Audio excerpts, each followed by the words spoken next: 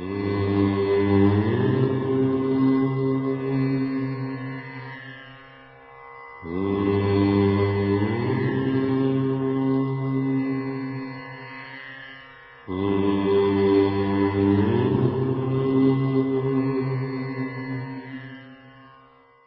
గర్భవతిగా ఉన్నప్పుడు గుడికి వెళ్ళవచ్చునా అని అడిగారు. భార్య గర్భవతిగా ఉన్నప్పుడు గుడికి ఖచ్చితంగా వెళ్ళవచ్చు. అంటే మీ ఆవిడ హాస్పిటల్కి వెళ్ళి డెలివరీ అవుతున్న సమయంలో కూడా మీరు గుడికి వెళ్ళి ప్రార్థన చేయవచ్చు. ఎప్పుడైతే పేగు నుంచి తల్లి పేగు నుంచి పిల్ల పేగుని వేరు చేస్తారో అప్పటి నుంచి 11 రోజుల వరకు మాత్రమే మీకు అశౌచం ఉంటుంది, జాతాశౌచం ఉంటుంది. అంత క్షణం ముందు వరకు కూడా మీకు అశౌచం అనేది ఉండదనే విషయాన్ని గుర్తుంచుకోండి.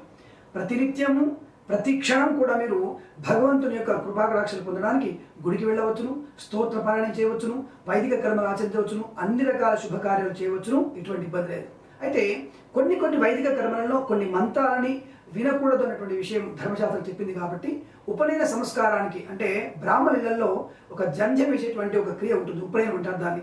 ఆ ఉపనయన సమయంలో కొన్ని మంత్రాలని వినకూడదు. కాబట్టి అటువంటి మంత్రాలు వినడానికి ఉన్న సమయంలో ఆ గర్భవతి వ్యక్తిని పక్కగా కూర్చోబెడతారు, అంటే దూరంగా పెడతారు. తర్వాత అమ్మాయి మళ్ళీ ఆ కార్యక్రమంలో పాల్గొనవచ్చును, అటువంటి ఇబ్బంది లేదు.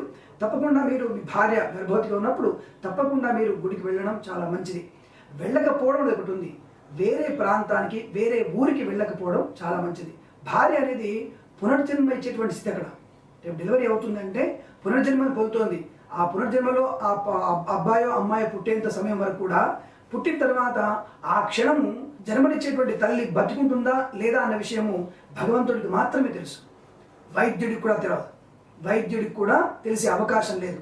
పునర్జన్మ అయిన తర్వాత ఆ పిల్లని చూసి, ఆ యొక్క శిశువుని చూసి ఆ తల్లి ముద్దాడిన తర్వాత మాత్రమే ఇద్దరు ఆరోగ్యంగా ఉండాలని చెప్పే అవకాశం ఉంటుంది. అటువంటి సమయంలో భర్త అనేటువంటి వ్యక్తి, తన యొక్క శరీరంలో అర్ధభాగమైనటువంటి వ్యక్తి తనతో ఉండాలన్నటువంటి భావన ఆడపిల్లకు ఉంటుంది. కాబట్టి నా భర్త నాకు ఉన్నాడు నా పక్కన అనేటువంటి ధైర్యం ఎక్కువ ఉంటుంది. కాబట్టి ఆ క్షణంలో భర్త అనేటువంటి వ్యక్తి తప్పకుండా గర్భవతిగా ఉన్నటువంటి సమయంలో ఎక్కువ శాతము తన యొక్క భార్య దగ్గరనే ఎక్కువ కాలం గడిపే అవకాశం చూసుకోవాలి. తను ఆనందంగా చూసుకునే ప్రయత్నం చేయాలి, సంతోషంగా ఉంచాలి, మంచి మంచి మాటలు మాట్లాడుతుండాలి, అనేక రకాల తనకి ఇష్టమైనటువంటి పదార్థాలని పెడుతుండాలి. పెట్టేదో నీ పెళ్ళాం ప్రేమితో పెట్టట్లా, నీ శిశువు కోసం నువ్వు పెడుతున్నటువంటి భావనతో కూడా పెట్టు కనీసం. దానివల్ల భార్య చాలా సంతోషిస్తుంది, అనుకూలవంతమైనటువంటి శుభపరిణామాలు కలిగే అవకాశాలు ఉంటాయి. పుట్టే శిశువు కూడా మంచివాడై జ్ఞానవంతుడై లోకానికి హితకారపడేటువంటి అవకాశాలు ఎక్కువ ఉంటాయి. కాబట్టి భార్య గర్భవతిగా ఉన్నప్పుడు గుళ్ళకు వెళ్ళవచ్చును, అనేక రకాల తీర్థయాత్రలు కూడా చేయవచ్చును, దోషం లేదు. కాకపోతే వెంటనే మళ్ళీ భార్య వద్దకు వచ్చి ఆ తీర్థం ప్రసాదాలు ఆవికిస్తూ ఆవిడికి సపర్యలు చేసేటువంటి అవకాశాన్ని, అటువంటి సపర్యలు చేసేటువంటి భాగ్యాన్ని కలిగించడం కోసమే భర్త అనేవాడు దగ్గరగా ఉండాలి.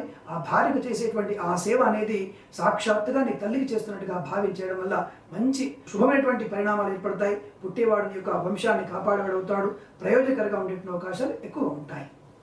అందరికీ ఒక విజ్ఞప్తి, ఈ ఛానల్ని సబ్స్క్రైబ్ చేయండి.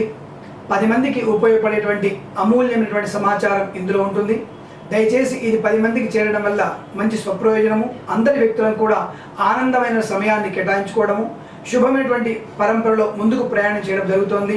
కాబట్టి దయచేసి ఇది 10 మందితో షేర్ చేసుకునే ప్రయత్నం చేయండి. ఇందులో ఏవైనా లోటుపాట్లు ఉన్నట్టయితే తప్పకుండా నాకు కామెంట్ చేయండి. దానివల్ల నేను కూడా నా యొక్క ఏదైనా పొరపాటుని సరిదిద్దుకునే ప్రయత్నాన్ని తప్పకుండా చేస్తానన్న విషయాన్ని ఒకసారి గుర్తు చేసుకోండి. దాదాపుగా మళ్ళీ మిమ్మల్ని రిక్వెస్ట్ చేస్తున్నాను, ఈ ఛానల్ని సబ్స్క్రైబ్ చేయండి, అందరికీ షేర్ చేసే ప్రయత్నాన్ని గట్టిగా చేయండి. స్వస్తి ప్రజాభ్య పరిపాలయంతాం న్యాయేన మార్గేణ మహిం మహేష గోబ్రాహ్మణేభ్యః శుభమస్తు నిత్యం. లోకా సమస్తా సుఖినో భవంతు.